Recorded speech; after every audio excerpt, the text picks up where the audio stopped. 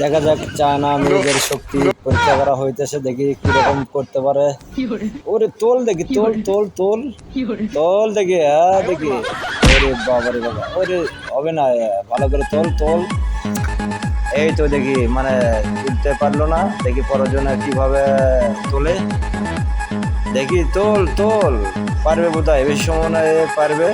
ওরে বাবা রে বাবা, ওরে বাবা রে বাবা রে বাবা, তুলছে মানে লাস্টেই তুলছে। দেখা যাক কি অবস্থা, নিয়ে যেতে পারে কিনা।